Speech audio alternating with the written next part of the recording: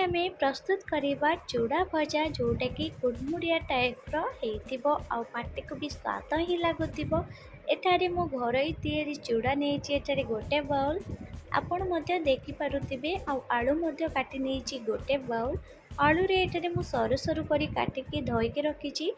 ता सहित 3टी पियाज मीडियम साइज ता सहित कड़ी पत्र। एबे फ्राई पैन ले तेल पकई नबा सरसों तेल। आपण जदि एटारे रिफाइन तेल भी ऐड करते ताले भी बहुत ही भल। तेल टिके गरम हेबा परे सुखिला लंका ऐड करिबा।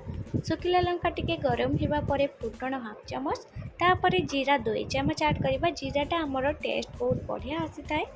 जीरा टिके फुटी आसवा परे एबे आमे सेतरे काटिकी रखिथिबा पियाज को पकई नबा। पियाज टिके हल्का फ्राए हो सारिबा परे आमे सेतरे करी पत्र पकई नबा। करी पत्र पियाज टिके हल्का ब्राउन कलर आसवा परे आमे एबे सेतरे आलू पकई नबा। आपण एठारे आलू सहित फुलकोबी मध्य ऐड करि पारिबे, ग्रीन मटर मध्य ऐड करि पारिबे काहेकि चूड़ा भजार आहुरी दमदार टेस्ट आसिबो। हेले मु एठारे नॉर्मल भाबरे खाली आलू ही ऐड करिछि। एबे आमे सेतरे लूण टेस्ट अनुसार पकई नबा जेपरि कि पछरे आ चूड़ा रे ऐड करबाको पड़िबोनी। आमे सेतरे एबे गोटे चमच हल्दी पाउडर पकई नबा। एबे सबको भल भाबरे गोळै नबा। गोळै सारिबा परे एबे ते घोड़णी दे देबा जेपरि आलूटा भल भाबरे सिद्ध हो जिवो। जो मैंने मो भिडियोटी को नुआ कर देखुं चैनल को सब्सक्राइब करूँ, पाखरे थिबा बेल आइकन को मध्य प्रेस करूँ जेपर कि प्रत्येक दिन नुआ नुआ भिडियोर नोटिफिकेशन आपनक पाखरे सर्वप्रथम पहुँची जिवो। एबे आमे घोड़णी काढ़ी टिके गोळै नबा जेपर कि आलू तळ उपर करनेले सबु आलू परफेक्ट भाव में सीझी जिवो। आपण केबे चूड़ारे एही भाबरे भजा करिके निहाती भाबरे ट्राए करंतु।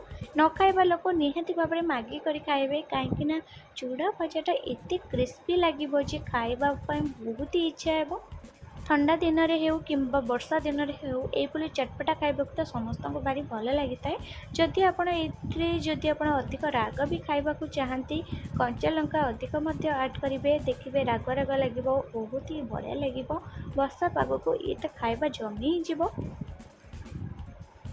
ये देखिपे भजा बहुत बढ़िया भाव में फ्राए हो गलानी। आलू बढ़िया भाव में ब्राउन कलर आसीगला।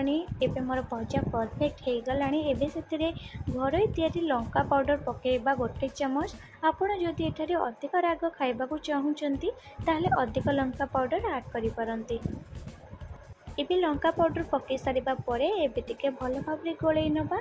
गोळै सारिबा परे रखिथिबा चूड़ा को एबे आमे सेतरे पकई नबा। यही चूड़ा भजार स्वाद ही किसी अलग, खाइबा तो बहुत ही मजा लगे। चूड़ा भजा तो आपड़ निहाती भाव में चूड़ा भजा खाई, चूड़ा उपमा भी खाई, हेल्ले थे ट्राए करंतु चूड़ा भजा करके देखिए खाइबा को बहुत ही बढ़िया लगे। जदि आप फुलकोबी किंबा कौन सी परिबा ऐड करुँच ताहले आपणकर चूड़ा भजाटा टिके नॉर्मल लगे।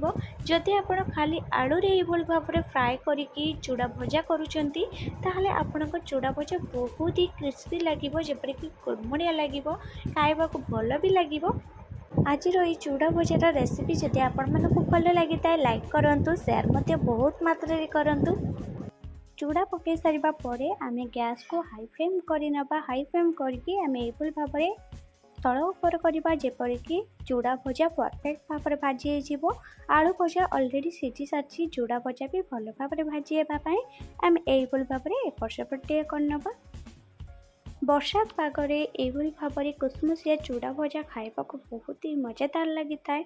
आपण मध्य एभली भाव में घरे प्रस्तुत करंतु। आउ टिके भृषंग पत्र अधिक मात्रा रे दियंतु जेपरिक आपणकर चूड़ा भजार स्मेल बहुत ही डिफरेंस आसीबो।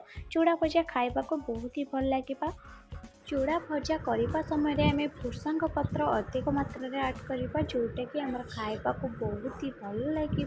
चूड़ा भजार स्वाद भी बहुत ही बढ़िया डिफरेंस आसो, खाइबा को मजा ही आसो।